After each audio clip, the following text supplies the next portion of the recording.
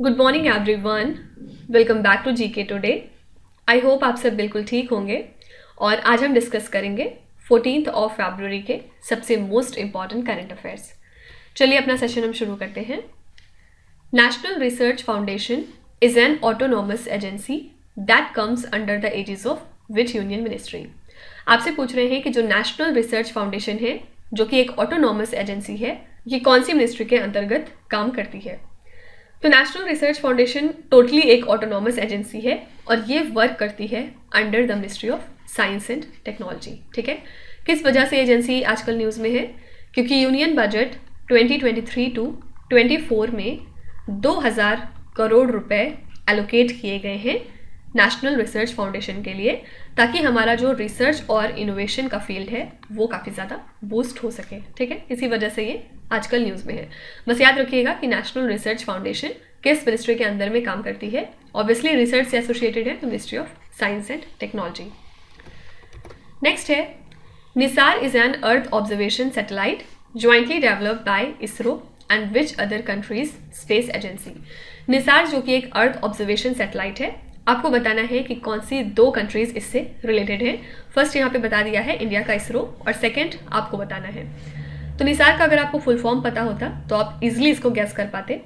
निसार का full form होता है NASA ISRO synthetic aperture radar. फिर से सुनिए, NASA ISRO synthetic aperture radar. ठीक है, तो आई इज फॉर इसरो हो गया, एन इज फॉर नासा। तो नासा किसका है? ऑप्शन नंबर बी, यूएसए का। ठीक है, तो ये जो सैटेलाइट है इसको इंडिया को शिप किया जाएगा अगले महीने एक स्पेशल कार्गो कंटेनर फ्लाइट में, और इसको लॉन्च किया जाएगा फिर आउटर स्पेस में 2024 में। कहाँ से? From Satish Dhawan space centre. ठीक है, निसार से होगा क्या? निसार से हम क्रिटिकल इंफॉर्मेशन प्रोवाइड कर सकेंगे अर्थ के क्रस्ट के बारे में, साथ ही आइस शीट वगैरह के बारे में और इकोसिस्टम के बारे में। ठीक है, सिंपली याद रखिएगा कि निसार का फुल फॉर्म क्या है? NASA ISRO synthetic aperture radar. कौन सी दो कंट्रीज इससे रिलेटेड हैं? इसरो मतलब इंडिया और यूएसए का नासा। ठीक है, तो इंडिया और यूएसए से एसोसिएटेड हो जाएंगे। आंसर हो जाएगा यहाँ पे ऑप्शन नंबर बी। देखिए, इसके अलावा आपने आजकल मीडियम डेंसिटी एमॉर्फस आइस का नाम काफ़ी ज़्यादा सुना होगा, ये आजकल काफ़ी न्यूज़ में है। तो ये जो मीडियम डेंसिटी एमॉर्फस आइस है, ये एक नई फॉर्म आइस की है जिसको हाल ही में साइंटिस्ट ने डिस्कवर किया है। और इस आइस की खास बात क्या है? इसकी डेंसिटी और इसका स्ट्रक्चर सेम वाटर की तरह पाया गया। ठीक है, और इस आइस को कैसे हमने क्रिएट किया है? साइंटिस्ट ने इसको क्रिएट किया है एक कंटेनर में जिसमें कि स्टेनलेस स्टील बॉल्स मौजूद थी। कितने टेम्परेचर पे? -200 डिग्री सेल्सियस पे। तो इससे होगा क्या? अब हम वाटर की जो प्रॉपर्टीज़ हैं उनको और बेटर तरीके से अंडरस्टैंड कर सकते हैं। ठीक है, तो अगर आपसे कोई पूछे कि जो मीडियम डेंसिटी एमॉर्फस आइस है जो आजकल काफ़ी ज़्यादा न्यूज़ में है, इसको क्रिएट किया गया है एक कंटेनर में, और वो कंटेनर किस मटेरियल से फिल था? तो ध्यान रखिएगा, इसको हमने स्टेनलेस स्टील बॉल की मदद से क्रिएट किया है। ठीक है, नेक्स्ट है who is the only living Indian to win the Grammy award thrice. इकलौते कौन से लिविंग इंडियन हैं जिन्होंने ग्रैमी अवार्ड को 3 बार जीता है? तो ये है रिकी केज। रिकी केज एक इंडियन म्यूजिशियन है और इन्वायरमेंटल एक्टिविस्ट भी हैं, और इन्होंने हाल ही में अपना 3रा ग्रैमी अवार्ड जीता है अपने एल्बम डिवाइन टाइड्स के लिए। ठीक है, इसी के साथ रिकी केज यंगेस्ट पर्सन बन गए हैं जिन्होंने ग्रैमी अवार्ड को जीता है, और ये चौथे इंडियन हैं जिन्होंने इस फीट को अचीव किया है। फाइन, तो इसी के साथ इन्होंने एक और हिस्ट्री बना दी है, और अब ये इकलौते ऐसे इंडियन हैं जिन्होंने ग्रैमी अवार्ड को 3 बार जीता है। ठीक है, तो याद रखिए कि ग्रैमी अवार्ड हाल ही में इसको दिया गया रिकी केज को। नेक्स्ट है which state topped the national crime records bureau data with highest disposal rate of cases of crime against women. आपसे पूछ रहे हैं कि जो क्राइम होते हैं अगेंस्ट वुमेन, उनका जो डिस्पोजल रेट है केसेस का, वो सबसे ज़्यादा हमें कौन से स्टेट में देखने को मिला?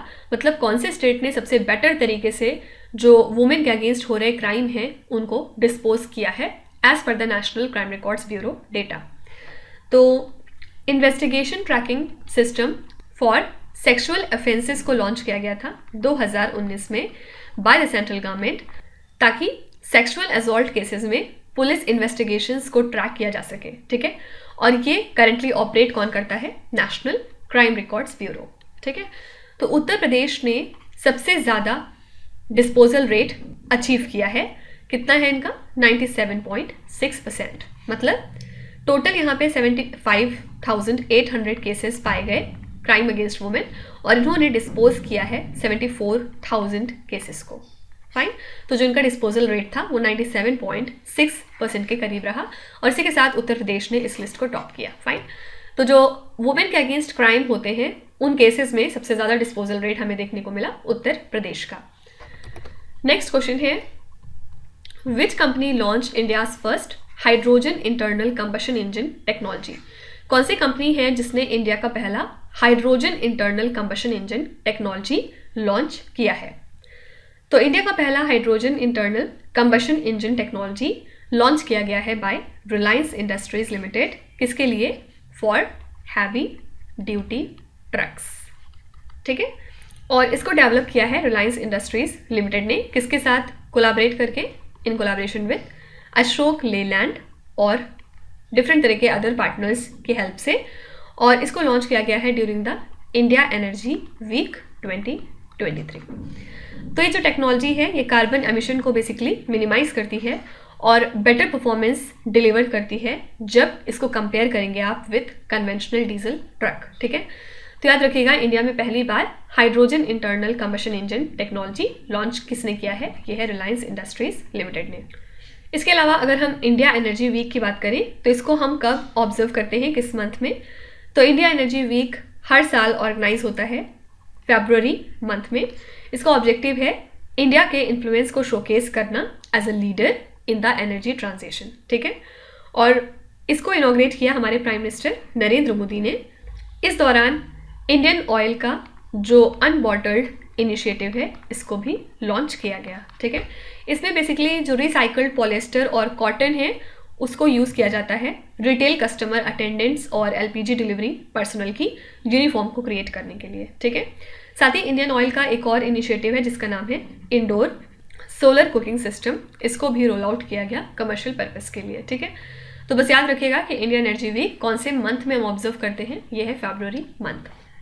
नेक्स्ट क्वेश्चन है, India established a trade and technology council along with which block? India ने एक ट्रेड एंड टेक्नोलॉजी काउंसिल किस ब्लॉक के साथ मिलकर स्टैब्लिश किया है? तो ये है India European union trade and technology council, जिसको कि ज्वाइंटली स्टैब्लिश किया है यूरोपियन यूनियन ने और इंडिया ने।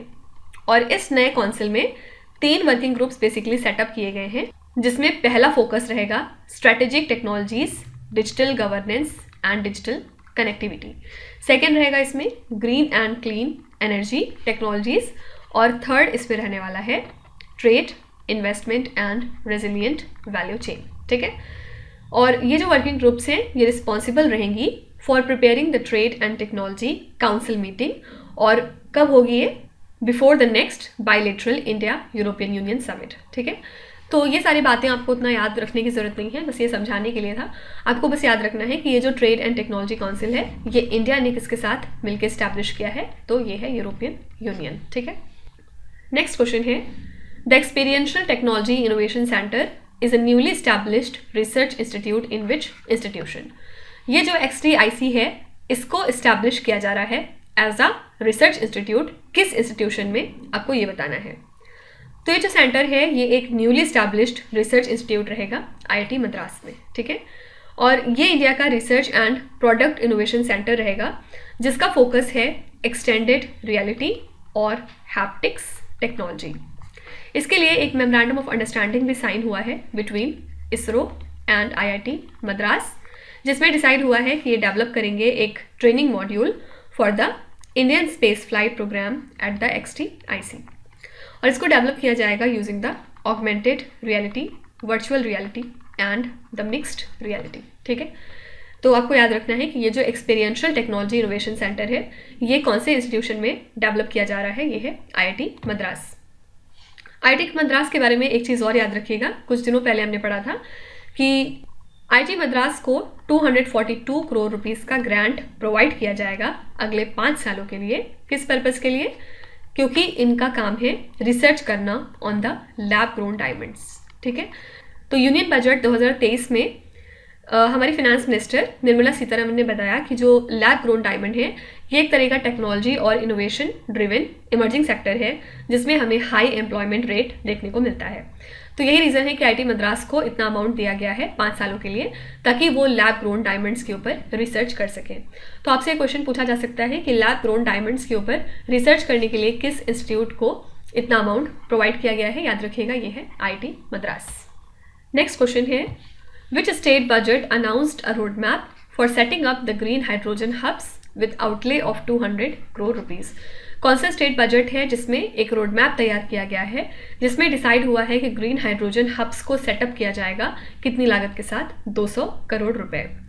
तो ये बजट हाल ही में प्रेजेंट किया है केरला की गवर्नमेंट ने और इसमें इन्होंने डिसाइड किया है कि ये ग्रीन हाइड्रोजन हब्स को सेटअप करेंगे कोची और तिरुवनंतपुरम में अगले 2 सालों के अंदर।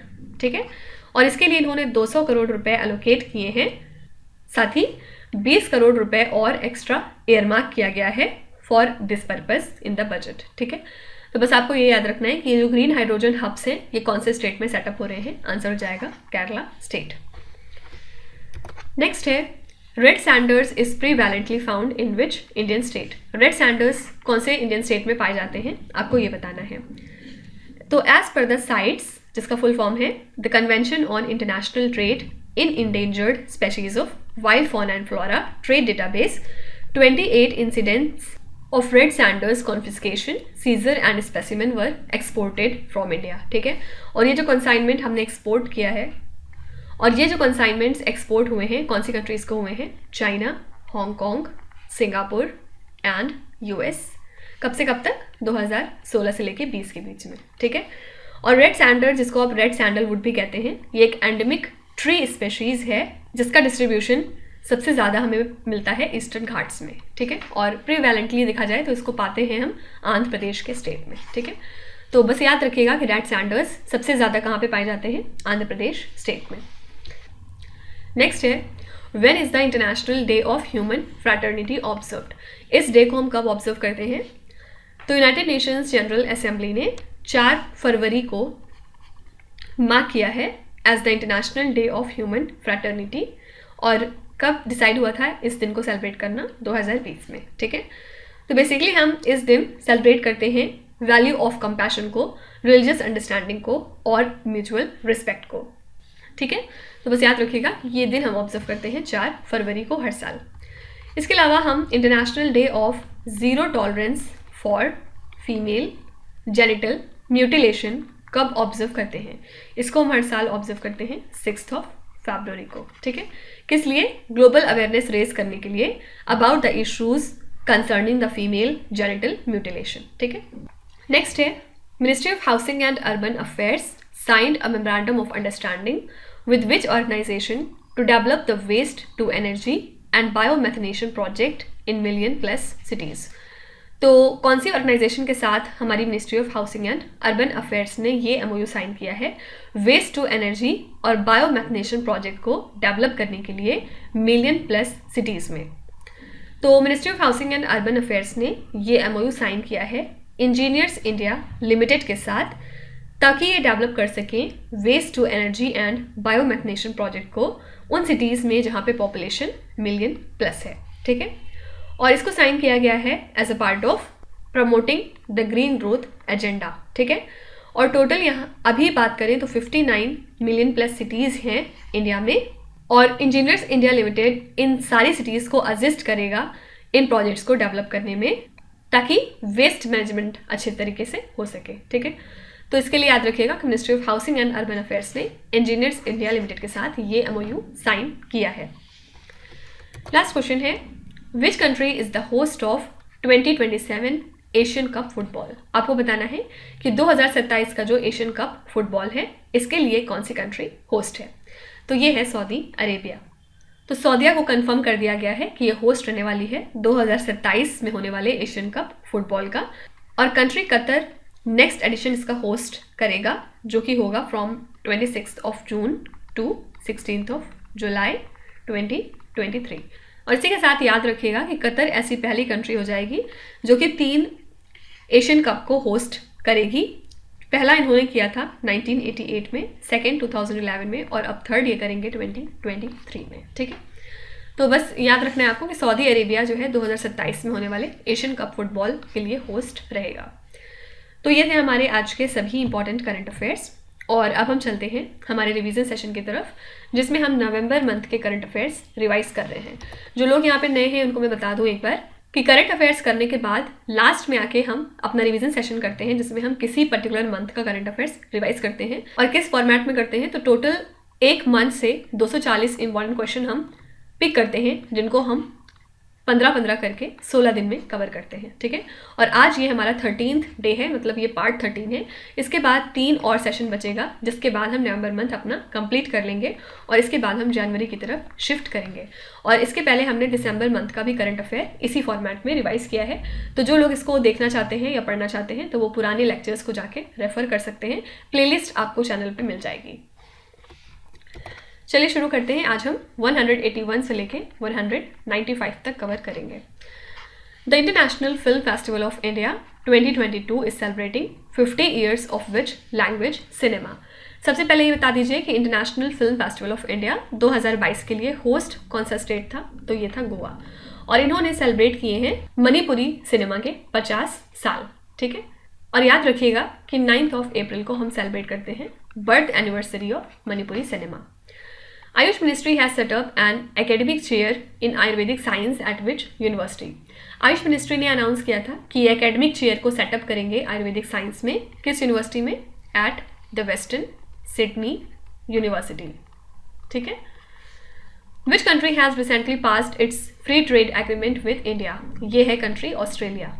ऑस्ट्रेलिया ने डिसाइड किया था कि वो कंट्री का फ्री ट्रेड एग्रीमेंट पास करेंगे इंडिया के लिए, और ये जो ट्रेड एग्रीमेंट है इसके बाद ड्यूटी फ्री एक्सेस प्रोवाइड हो जाएगी इंडिया को ऑस्ट्रेलियन मार्केट में for over 6000 sectors like leather, textile, furniture, jewellery etcetera.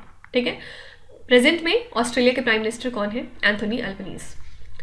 अरितापत्ती has been notified as the first biodiversity heritage site of which Indian state? तो Arittapatti village है Madurai district में, तमिलनाडु के, और ये पहला बायोडाइवर्सिटी हेरिटेज साइट है तमिलनाडु का। ठीक है, इसमें रिच बायोलॉजिकल और हिस्टोरिकल सिग्निफिकेंस पाया जाता है, जिसमें कि लगभग 250 बर्ड स्पेशीज भी मौजूद हैं। Article 324 of the constitution which was seen in the news recently is related to the appointment of which position? Article 324 constitution का डील करता है with the appointment of election commissioner. ठीक है, नेक्स्ट है which institution issued a working paper on decline of India's ranking on the global indices?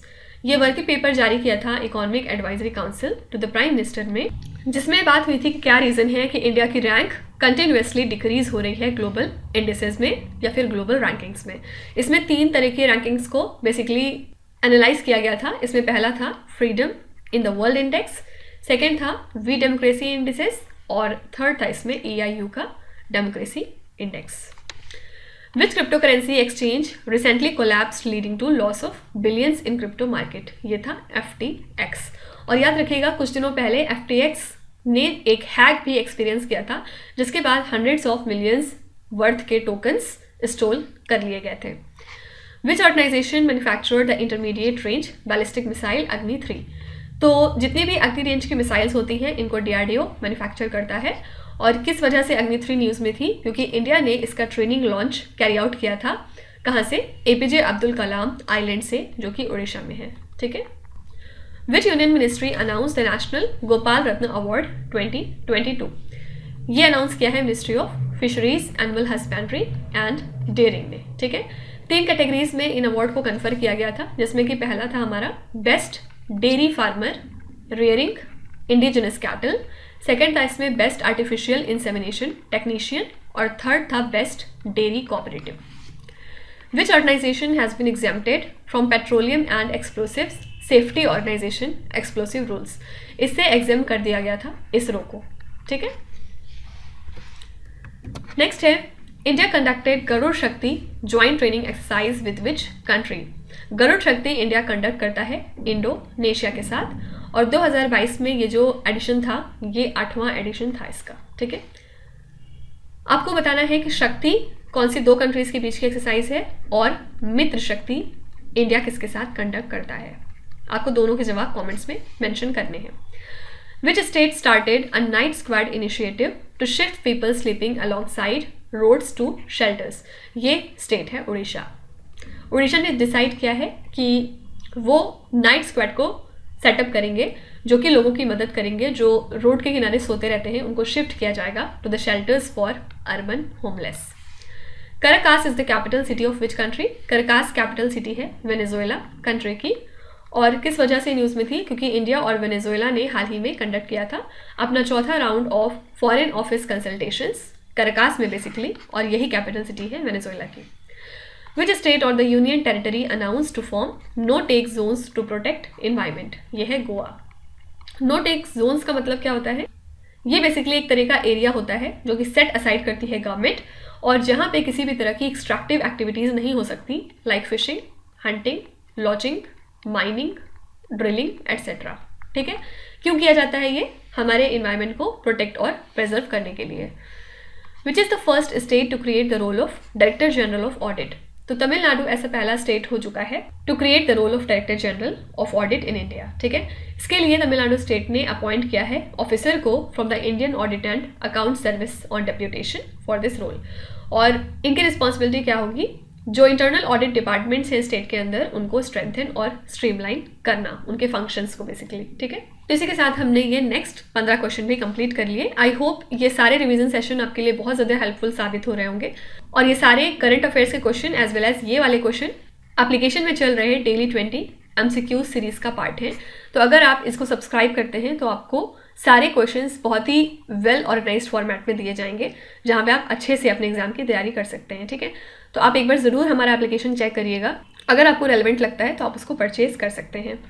तो कल हम यहीं से कंटिन्यू करेंगे, जिसमें हम क्वेश्चन नंबर 196 से लेके क्वेश्चन नंबर 210 तक कंप्लीट करेंगे। ठीक है, चलिए अब आपके क्विज की तरफ चलते हैं। ये 5 क्वेश्चंस हैं जिनको आपको ध्यान से पढ़ना है और इसका जवाब आपको कमेंट्स में लिखना है। तो यहाँ पे वीडियो को पॉज करके एक एक करके ध्यान से क्वेश्चन को पढ़िए। जो भी आपको आते हैं वेल एंड गुड, और जो नहीं आते कोई भी बात नहीं। विथ टाइम डेफिनेटली आपका स्कोर इम्प्रूव करेगा, बस आपको कंसिस्टेंट और परसिस्टेंट रहने की ज़रूरत है। So that's it for today. I hope you have like the session. आज का सेशन आपको कैसा लगा ज़रूर बताइएगा कमेंट्स में। साथ ही साथ आपका कोई भी रिव्यू है, फीडबैक है या फिर सजेशन है तो वो भी आप हमें बता सकते हैं। हमें जानकर खुशी होगी और हम पूरी कोशिश करेंगे उसको इम्प्लीमेंट करने की। तो कल फिर हम मिलेंगे सेम टाइम सेम जगह कल के करंट अफेयर्स के साथ। Till then stay tuned. Thank you so much for watching, and please do not forget to subscribe to GK Today. With this, Minuz Hassana signing off.